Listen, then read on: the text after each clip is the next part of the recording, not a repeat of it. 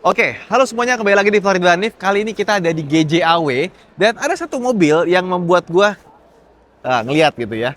Ini dia Jetour T2 dan mobil ini hari ini bener-bener sudah dibuka SPK-nya dan juga sudah keluar harganya. Yes, harganya agak-agak sinting. 588, tapi untuk 500 pembeli pertama di GJAW dapat 568. Dan ini mobil menurut gua kemurahan karena seharusnya ini mobil dijual dengan harga 800 atau 900 juta. Dan tadi gue confirm ke Jetour Indonesia, katanya harga Indonesia ini adalah harga termurah untuk market global. Jadi dibandingkan dengan Qatar, UAE, Arab Saudi, Yaman, dan kawan-kawan, ini adalah harga yang the best price. Luar biasa. Kenapa gue bilang gitu? Mungkin kalian pas lihat gitu kan, oh ini harusnya 500 lah, 400 lah. Enggak, ini mobil besar. Panjangnya itu sekitar 4,8 meter, lebarnya 2 meter 6 mili. Gede banget dan tingginya 1,88 meter. Jadi dia besar, tinggi. Mungkin kalau diambil kelas ya udah kayak Land Cruiser ya, cuma dia nggak sepanjang itu karena bukan 7 seater. Atau mungkin diadu dengan tank 300, BJ40, bahkan ke tank 500 pun juga bisa harusnya. Dan kita lihat desainnya, gua suka banget ya. Lampunya itu besar mikanya dan dalamnya tuh ada 2 biji lagi proyektor. Kalau nyala dia ada 1, 2, 3, 4 gitu kayak DRL itu cakep. Dan dia ini high beam ya bisa sampai 300 meter. Jadi jaraknya jauh. Terus kita lihat bumpernya juga. Ini bumpernya semuanya full plastik karena emang buat off-road. Tapi hook di depan sini ini cuma hiasan doang ya. Jadi nggak bisa dipakai buat mengait. Kalau kita mau mengait dia ada di sini bisa dibuka, nanti diputer hooknya masukin, baru bisa dipakai.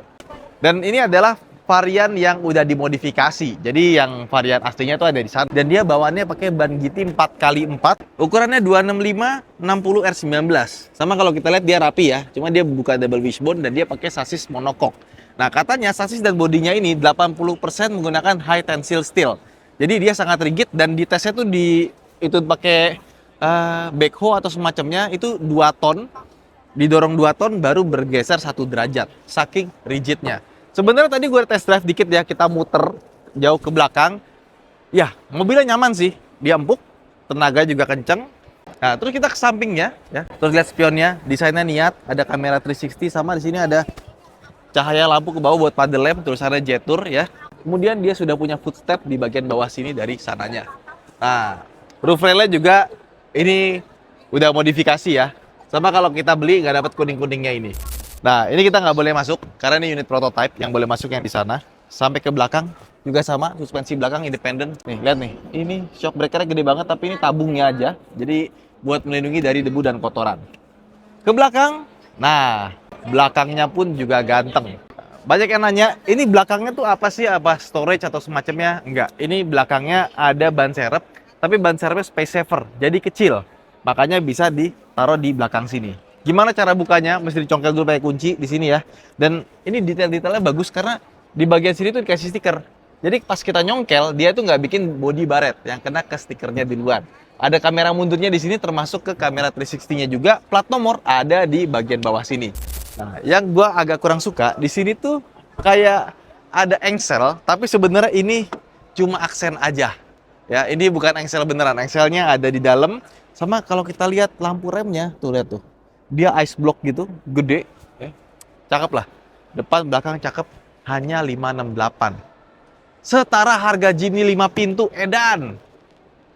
Gila, murah banget. Yuk, kesana yuk. Nah, kita buka kap mesinnya. Jadi sebenarnya Jetour itu dia masih satu grup sama Chery, cuma beda Chery ya. Dia ada Chery Internasional sama Chery Group. Nah, ini Chery Groupnya, bukan Chery Internasionalnya. Apa kebalik ya? Gue lupa. Makanya dia nggak gabung sama Lepas, sama Jeku dan lain-lain. Dia berdiri sendiri walaupun dia banyak sharing platformnya dengan Chery. Nah, engine-nya pakai Kunpeng juga sama kayak 38 Pro Max yang gua pakai ke Cina ya. Engine-nya bagus, nggak ada trouble. Even gua nggak nyangka ternyata dia nggak seboros itu ya. Nah, cuma bedanya tenaganya, torsinya lebih kecil, 375 Nm dan tenaganya 249 horsepower. Nah, secara desain sebenarnya engine-nya sama. Transmisinya DCT wet 7 percepatan, dan waktu gua coba di area test drive itu gua sengaja pelan crawling gitu ya. Dia dendetan nggak sih? Ternyata enggak. Dan perpindahannya juga halus, sama kayak Tiggo 8 Pro Max. Cuma paling ini nih, dia air filternya ada di bagian atas dan masuknya itu dari depan. Karena mau bagaimanapun mau dipakai off-road, jadi dia harus punya water wading yang lebih tinggi dibandingkan dengan yang standar. Dan ini juga hidroliknya kanan kiri. Terus kalau kita mau buka depannya, kita mesti klik 2 kali. Kalau cuma sekali dia cuma ngangkat doang, klik lagi baru dia keangkat seperti ini. Pilihan warnanya ada yang Dove Matte seperti ini, ya. Ada juga yang glossy. Tapi kalau gue pikir mendingan yang glossy terus dikasih matte aja sih, karena Dove Matte-nya ini keren banget warnanya. Cakep ya, warna hijau gini pas banget. Sama dia tuh ada aksen, tapi ini bukan buat pegangan ya, karena dia cuma hiasan doang ternyata. Nah, di atas dia ada kamera. Katanya ini generasi kelima dari Bosch buat ADAS-nya, sama radarnya itu juga generasi ketiga. Jadi dia jauhnya itu bisa sampai sekitar 200 meter lebih gitu dibandingkan dengan radar yang generasi kedua. Oke, di dalam lagi ada JJ ya. Kalau kalian pengen tahu lebih detail bagaimana ini off-road, nanti bisa lihat ke channel JJ Logi aja. Nah, ini kita buka belakangnya seperti ini ya. Kesannya tuh kayak frameless, padahal enggak. Oke. Ada hidroliknya besar sekali di bagian sini. Nah, ini yang gue bilang nih, engselnya sebenarnya gede banget nih, besi cor-coran segede gini ya. Tapi yang di depan tuh dia cuma aksen doang, bukan aslinya nggak kayak gitu. Nah, bagasinya sih nggak terlalu gede. Kita buka bagian bawahnya. Nah, di sini ada tempat penyimpanan yang cukup besar ya, sama dikasih beginian tuh biar lebih rapi sih. Ini ada dongkrak juga nggak dipasang ya. Oke. Oh, dapat ini. Yeay, ini penting nih. Kalau kita naruh barang di belakang biar nggak diintipin orang, bisa taruh sini ya. Ada speaker kiri kanan dan speakernya sudah pakai Sony. Tuh lihat nih, ada giniannya buat naruh-naruh barang. Kita nih. Sini deh. Nih, ada power outlet 12 volt di belakang sini ya. Ini apa nih? Oh, ini buat hook ya. Sama ini buat naruh-naruh barang juga. Rapi loh. Rapi sekali. Sama di sini ada nih, ini buat taruh minuman. Tuh, ada cup holder di belakang. Ini ada gantungan juga, maksimum 3 kg, ada tempat buat naruh barang lagi di sini. Di sini ada lagi nih. Jadi kalau misalkan kita lagi nongkrong, duduk di belakang, taruh minuman, set. Nah, bisa ditaruh sini. Sekarang kita nungguin JJ gantian. Cakep ya? Oh iya nih, lupa nih. Oh, dia ada segitiga pengaman taruh sini. Rapi sekali, cakep. Oke, kita masuk ke tengahnya. Seperti biasa, mobil Tiongkok tuh pasti tengahnya besar dan lega ya. Ada armrest, bisa dibuka, AC-nya di belakang sini tapi nggak ada pengaturannya, jadi ikut ke depan, USB-A, USB-C, sama di sini ada tempat buat naruh barang-barang ya. Tapi yang paling gue suka adalah door trimnya, lihat deh. Desain door trimnya cakep banget. Kalau di video mungkin nggak begitu kelihatan ya, pas kita lihat langsung nih, ini detailnya bagus banget. Di sini tuh kayak ada baut-baut gitu. Terus dalam ini kayak ada patternnya, jadi kalau dipegang tuh nggak licin. Di atasnya dikasih kulit ya, ada titik-titiknya. Ada tweeter, audio dari Sony, desainnya cakep. Dan buat buka tutupnya pun dia bisa sampai rata loh. Udah auto power window, sama di sini tuh kayak Alcantara. Cakep ya. Plafonnya warna hitam dan dia punya kaca sampai ke belakang, panoramic sunroofnya gede. Kalau kursinya sendiri menurut gua masih agak tegak ya. Tapi sayangnya ini udah paling mentok nih, nggak bisa dimundurin lagi. Jadi kalau misalnya kita di belakang masih bisa rebahan seperti ini ya. Cuma lebih enak lagi kalau bisa dimundurin lagi. Nah, buat masuknya juga gampang karena kita dikasih pegangan tangan nih sebelah sini. Cakep ya. Nah, lebih cakep lagi lihat ke depannya. Yuk. Nah, sekarang kita masuk ke dalam interiornya. Ganteng. Beberapa orang gue tanya, gue bilang gini, kalau di foto biasa aja ya, pas masuk ke dalam itu baru kelihatan ganteng sekali. Lihat nih. AC-nya itu detailnya bagus. Di sini juga ada patternnya. Ini kayak ada peta apa gitu ya, dari jarak kemana-kemana, ada titik-titiknya. Tuh lihat di atas, bawah, top banget. Ada karetnya juga di sini, jadi buat naruh-naruh barang nggak goyang-goyang. Terus lihat dong, ini ada pegangan ya. Jadi kalau kita mau off-road, pegangannya tinggal kiri, kanan sini ya. Sama tombol-tombol fisiknya itu masih banyak, meskipun dia punya layar besar. Jadi kan biasa mobil zaman sekarang layarnya gede, tapi tombol fisiknya dikit ya. Ini masih banyak. Jadi kalau kita mau ngatur AC, kecepatan, temperatur, di sini ada semua. Wireless charging juga ada. Terus shift knob-nya itu gede banget. Tombol P-nya ada di sini. Nah, ini ada hill descent control, ada stability control buat dimatiin, auto parking brake, sama buat kamera 360-nya. 540. Oh, tampilannya begini, beda dia.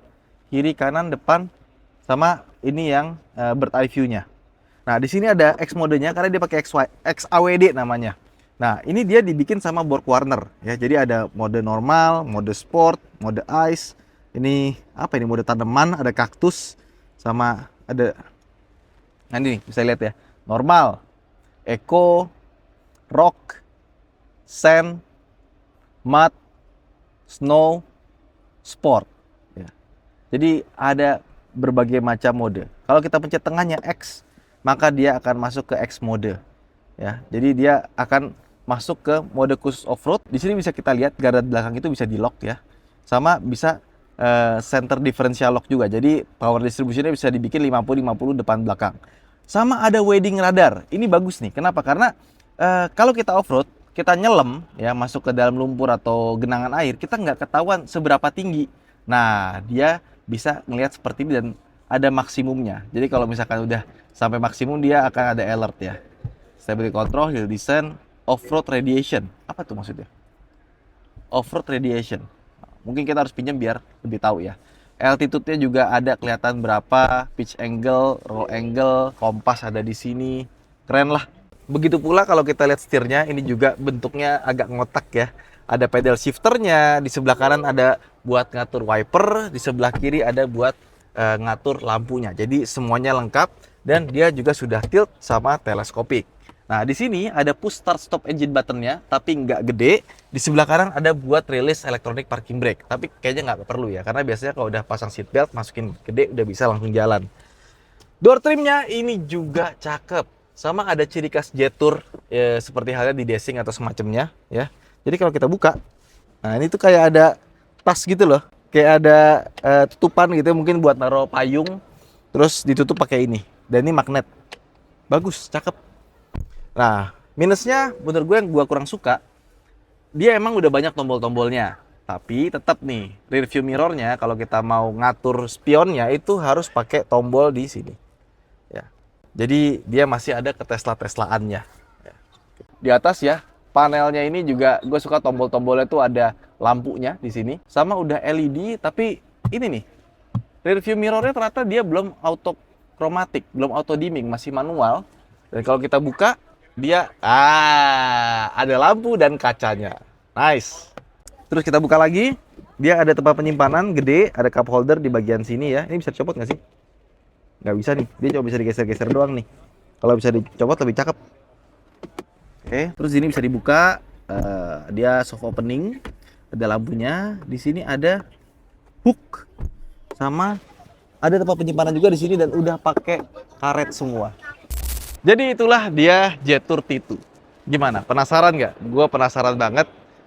Gue udah daftar buat nyobain test drive-nya, jadi tinggal tunggu antrian ya. Jadi biasanya kalau mobil baru launching itu, kita tuh ngajuin permohonan surat buat peminjaman mobil. Beberapa hari buat kita bikin videonya. Nah, tinggal kita tunggu nanti dapatnya giliran keberapa. Saya Hanif, sampai jumpa di vlog berikutnya. Terima kasih telah menonton. Bye-bye.